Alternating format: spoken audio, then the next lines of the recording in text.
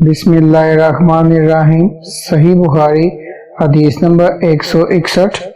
ابو ہریرہ رضی اللہ عنہ سے سنا، وہ نبی کریم صلی اللہ علیہ وسلم سے نقل کرتے ہیں کہ آپ صلی اللہ علیہ وسلم نے فرمایا، جو شخص وضو کرے اسے چاہیے کہ ناک صاف کرے، اور جو پتھر سے استنجا کرے اسے چاہیے کہ طاق عدد یعنی 1 یا 3 یا 5 ہی سے کرے۔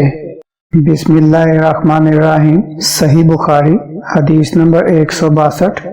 ابو ہریرہ رضی اللہ عنہ سے نقل کرتے ہیں کہ رسول اللہ صلی اللہ علیہ وسلم نے فرمایا کہ جب تم میں سے کوئی وضو کرے تو اسے چاہیے کہ اپنی ناک میں پانی دے، پھر اسے صاف کرے، اور جو شخص پتھروں سے استنجا کرے اسے چاہیے کہ بے جوڑ عدد یعنی 1 یا 3 سے استنجا کرے، اور جب تم میں سے کوئی سو کر اٹھے تو وضو کے پانی میں ہاتھ ڈالنے سے پہلے اسے دھو لے، کیونکہ تم میں سے کوئی نہیں جانتا کہ رات کو اس کا ہاتھ کہاں رہا۔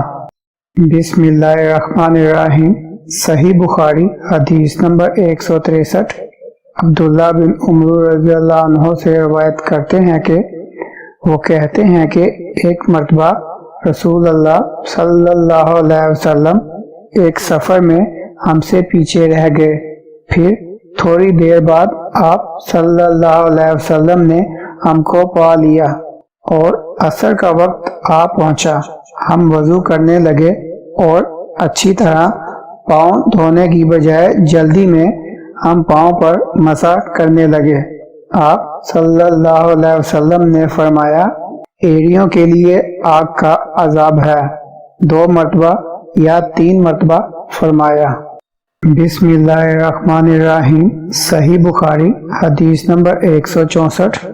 عمران مولا عثمان بن عفان رضی اللہ عنہ کے واسطے سے خبر دی، انہوں نے حضرت عثمان رضی اللہ عنہ کو دیکھا کہ انہوں نے وضو کا پانی منگوایا اور اپنے دونوں ہاتھوں پر برتن سے پانی لے کر ڈالا، پھر دونوں ہاتھوں کو 3 دفعہ دھویا، پھر اپنا دائنا ہاتھ وضو کر کے پانی میں ڈالا، پھر کلی کی، پھر ناک میں پانی دیا، پھر ناک صاف کی، پھر 3 دفعہ اپنا منہ دھویا اور کوہنیوں تک 3 دفعہ ہاتھ دھوئے، پھر اپنے سر کا مسح کیا، پھر ہر ایک پاؤں 3 دفعہ دھویا، پھر فرمایا، میں نے رسول اللہ صلی اللہ علیہ وسلم کو دیکھا کہ آپ میرے اس وضو جیسا وضو کرتے تھے، اور آپ صلی اللہ علیہ وسلم نے فرمایا کہ جو شخص میرے اس وضو جیسا وضو کرے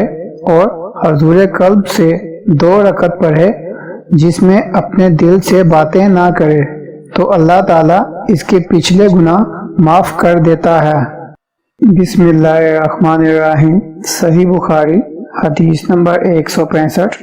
محمد بن زیاد نے بیان کیا، وہ کہتے ہیں کہ میں نے ابو ہریرہ رضی اللہ عنہ سے سنا، وہ ہمارے پاس سے گزرے اور لوگ لوٹے سے وضو کر رہے تھے۔